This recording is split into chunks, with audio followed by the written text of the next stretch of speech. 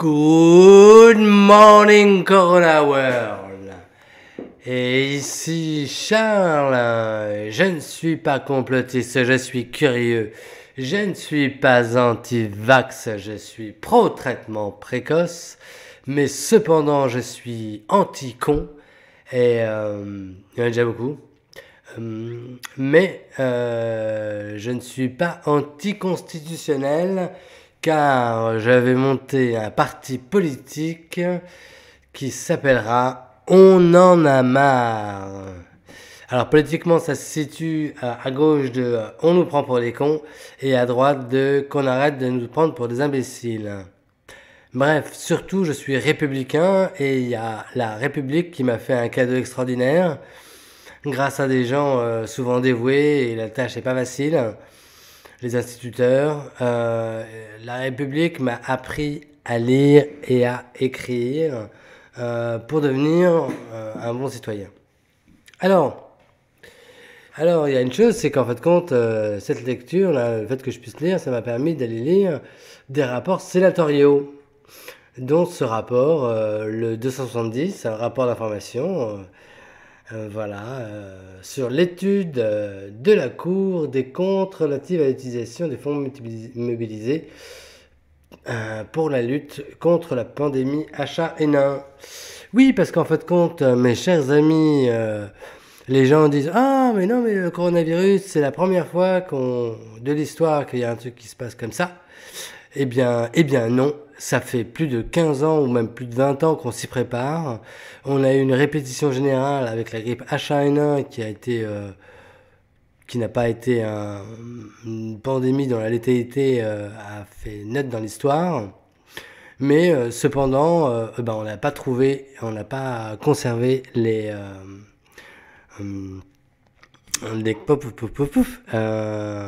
ancêtres. Juste pour vous dire, grosso modo, il y a une chose qui est intéressante, c'est ici la communication de crise. Alors, sur la communication de crise, c'est intéressant la communication de crise. Ok, très bien. Alors, on va à page 15, il y a un truc qui est sympa, page 15. Donc je vais vous faire part. Page 15. Ok. Alors. Ok. Cette quantité d'informations ministérielles ajoutée aux contributions médiatiques également abondantes a eu pour conséquence une certaine confusion. Attendez. La Cour a l'impression de bruit médiatique permanent, mais aussi une certaine confusion des messages adressés aux Français, qui était 57% selon une étude sur la perception des campagnes de communication de l'IPSES, voilà, etc. Donc, grosso modo, moi, H1N1, en fait, compte, ils en ont fait tellement moins que du coronavirus. Voilà. Donc, ils se sont même pas interrogés. Ils disaient, tiens, on va mieux gérer la crise.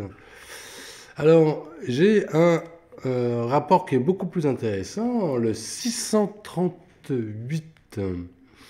Rapport d'information fait au nom de la délégation sénatoriale à la prospective sur les nouvelles menaces des maladies infectieuses émergentes. C'est un rapport, franchement, je vous conseille de le lire, au nom de la délégation sénatoriale à la prospective sur les nouvelles menaces des maladies infectieuses émergentes. C'est tout à fait à propos, et je vous rappelle, ceci a été fait, grosso modo, il y a 10 ans. Et je pense qu'ils l'ont oublié. Ils ont oublié ce qui s'est passé. Ce rapport est vraiment très bien fait. Il est très joli. Il y a beaucoup d'illustrations. Il est plutôt agréable à lire.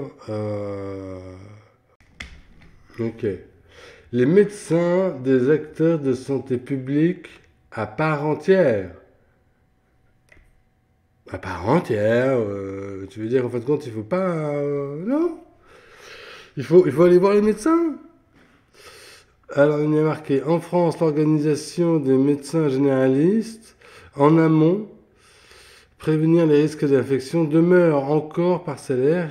Or, les médecins devraient être avant tout considérés comme un acteur communautaire de santé publique. Je crois qu'ils l'ont oublié, ça. Ils ont aussi oublié... en outre, il faut valoriser la participation des médecins traitants à la veille sanitaire afin de renforcer la position d'acteurs de santé publique et ainsi constituer un contrepoint à une communication de masse de plus en plus rejetée par le public. Alors là, nous avons passé 65. Quelque chose de très intéressant, c'est les principes de base de la communication de crise. Il y a l'anti-manuel de la communication de crise. En fait, compte, anti-manuel, c'est Emmanuel de la communication de crise. Alors, ce qu'il ne faut pas faire, c'est le silence ou l'absence. Aucune communication. La fermeture, no comment. Le démenti. Il ne se passe rien. On se souvient qu'en fait compte qu'il ne se passait pas grand-chose, etc. Et que de toute façon, on avait quasiment rien. Voilà. Et, il y a des déclarations rassurantes. Nous ne savons rien, mais ce n'est pas grave. Le manque total d'humilité. Nous sommes les meilleurs au monde. Ça rappelle des choses, quoi. Hein. Le dégagement sur d'autres responsables. Ce n'est pas nous. Ouais, c'est les gens qui étaient avant, etc. C'est les Chinois, ou alors c'est les non-vaccinés, ou alors, enfin bon, grosso modo, toutes ces choses-là. L'incapacité à nous donner une information minimale sur les données élémentaires. Ouais, c'est pas grave. Non, mais il n'y a pas de masque, on n'en a pas besoin. Ah bah si, en fait, quand il y a des masques, on en a besoin. Ah ben non, non, les vaccins, non. Puis en fait, compte si, ah, puis non, puis si. Et puis on confine pas, etc. La mise en cause de ceux qui informent. Alors ce point-là est intéressant, la mise en forme de ceux qui informent. Il y en a plusieurs qui ont informé. Le professeur Raoult dans l'IHU de Marseille, le professeur Perron de Garches, Henri Encôte, Toubiana, le docteur Fouché, etc. C'est des gens qui nous ont informés. Mais non, ils ont été mis en cause. Alors par contre, regardez, vous voyez, principe à respecter pour assurer une communication de crise optimale. Une information factuelle immédiate. Bon, moi ce que je trouve que c'était pas mal, c'était le professeur Raoult dans ses communications nous a donné effectivement une information factuelle qui n'était pas fausse, etc. Mis à part des choses, c'est genre ouais, les vaccins, ça protège à 98%, des trucs comme de la transmission. Ça, c'est le fabricant qui nous le donne. Moi, je crois pas les fabricants de voitures quand ils vous disent que le diesel, eh ben, ça pollue pas, etc.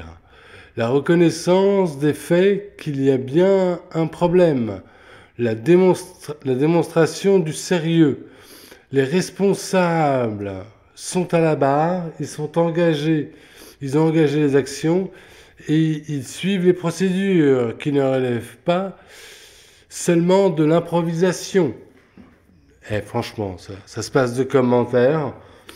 La reconnaissance des interlocuteurs, une communication tout au long de l'épreuve, non pas rassurée mais informée, les informations fréquentes, exactes, c'est important, aussi complètes que possible, garder la cohérence des messages dans la durée, en reconnaissant sans retard les inévitables informations erronées. Il n'y a pas de masque, le vaccin ça protège pas, etc. Enfin bon, grosso modo là, ils ont fait tout à l'inverse, quoi.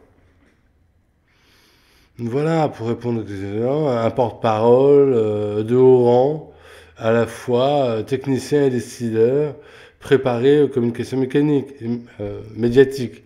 Un centre de presse bien identifié. C'est quoi le centre de presse bien identifié? J'espère que c'est pas BFM ou CNews, hein. Des outils de communication préparés à l'avance, la liste des correspondants, données clés et sur certains nombres, etc. En cas de technique, enfin bon, voilà. Donc, ça c'est déjà un point. On voit sur, par exemple, l'exemple de la communication contre la dengue aux États-Unis. L'efficacité d'une campagne de prévention dépend ainsi de l'adéquation du message aux différents publics concernés. Bon, bah écoutez, c'est moi la chose, ce que je vois, ce qui est intéressant, surtout, il y a une chose qui est très intéressante à connaître la réaction du public. Alors, il y a une chose super intéressante que je vous montre ici. Alors, ici, dans l'histoire des crises sanitaires, les paniques sont en réalité fort rares. Voilà, ça veut dire que la population est responsable et voilà. Par contre,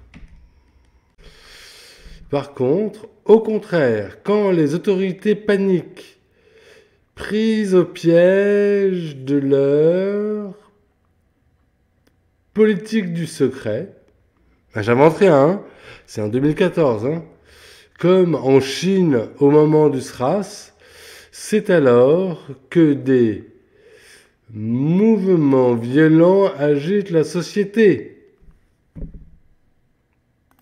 Franchement, j'invente rien. C'est juste pour vous dire que voilà, je vous remercie de la République qu'elle m'ait appris à lire et à écrire. J'espère qu'il en sera toujours ainsi.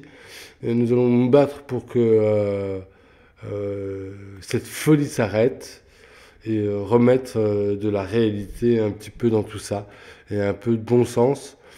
Bon sens qu'avaient les sénateurs. Et hélas, comme dirait le docteur Cron, je crois, l'administration française met 1 an pour commencer quelque chose. C'est comme un diplodocus. On lui marche sur la queue. Elle met 1 an pour écrire un rapport. Et après, une fois qu'elle a fait son rapport, il n'est pas lu.